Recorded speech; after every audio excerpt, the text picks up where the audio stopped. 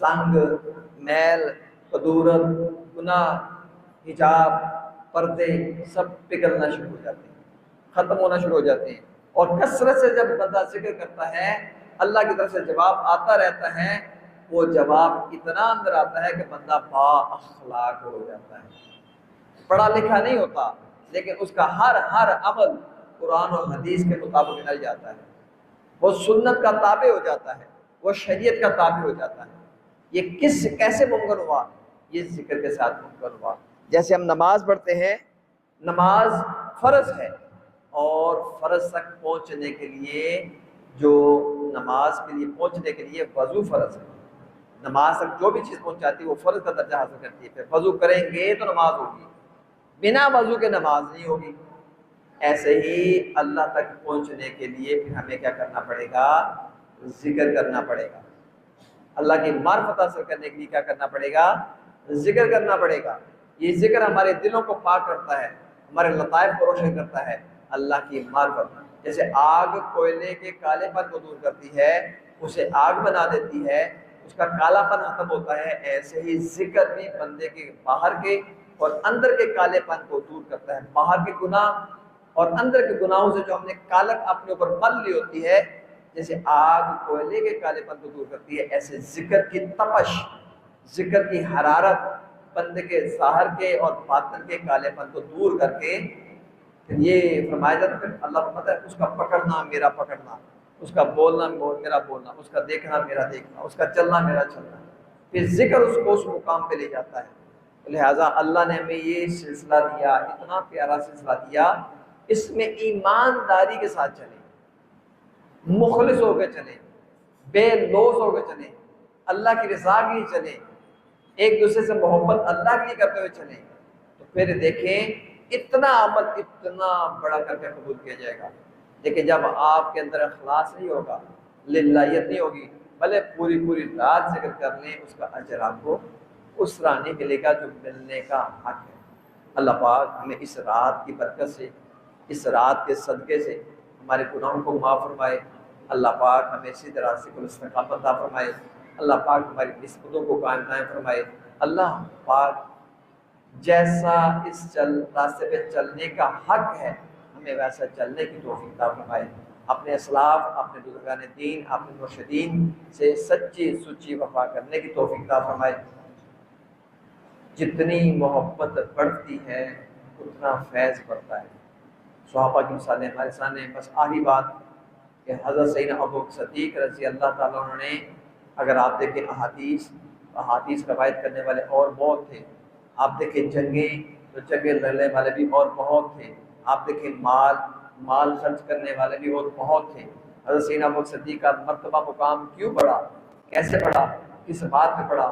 اس بات پہ بڑھا کہ آپ اپنے مرشد کے مزاج شناس ہو گئے، آپ آقا صلی اللہ علیہ وسلم کا چہرہ مبارک دیکھ کے آپ بات سمجھ جایا کرتے تھے، تو جو جتنا قریب ہوا اس کا اتنا مقام بلند ہو گیا۔ تو یہ تصوف، یہ روحانیت، یہ نقشبندی سلسلہ بھی چونکہ آپ سے چلتا ہے، تو جو اپنے مرشد کی بات بنا کہے سمجھ جائے اس کا مقام مرتبہ بھی بڑھ جاتا ہے۔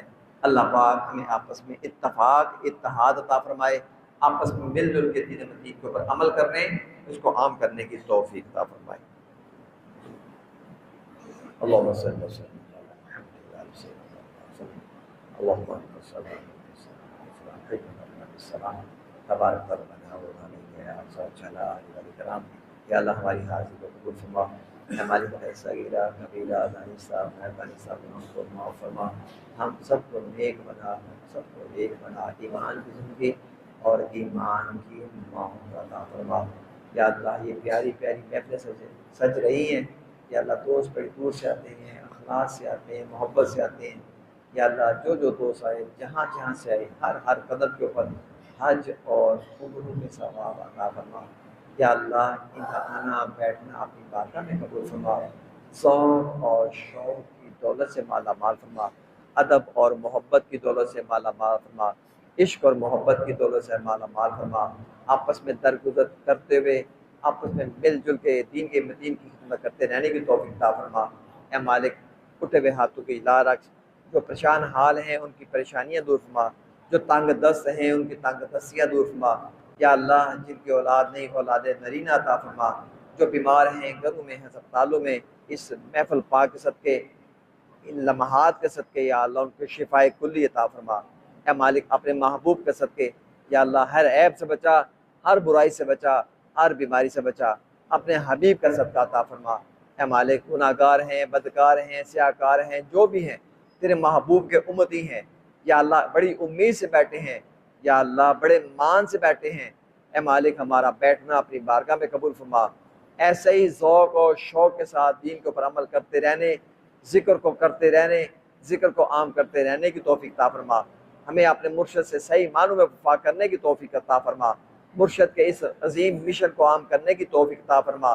اس مشن کے دوران جو بھی خامیاں، کوتاہیاں، رکاوٹیں آتی ہیں اللہ سب کو دور فرما دے یا اللہ دین کے اوپر عمل کرنا آسان فرما دے۔ اے مالک اپنے محبوب کے صدقے جو پریشان حال ہیں جہاں پہ بھی ہیں اللہ سب کی پریشانیاں دور فرما۔ ہمارے مرشد پاک کے درجات کو بلند فرما یا اللہ حضرت مبارک علیہ رحمہ آپ کے درجات کو مزید اعلیٰ اور عرفہ فرما۔ اے مالک عالم اسلام کی خیر فرما، پاکستان کی خیر فرما، مسلمانوں کی خیر فرما یا اللہ پاکستان کو نیک رہنما عطا فرما۔ اے مالک فلسطین کے نہتے مسلمانوں کی خیر فرما، غیب سے دستگیری فرما، مسلمان حکمرانوں کو غیرت ایمانی کا مظاہرہ پیش کرنے کی توفیق عطا فرما، فلسطین کے لیے کچھ کرنے کی توفیق عطا فرما۔ اے مالک جو مانگا ہے وہ بھی عطا فرما، جو نہیں مانگا تو اپنی شان کے مطابق عطا فرما۔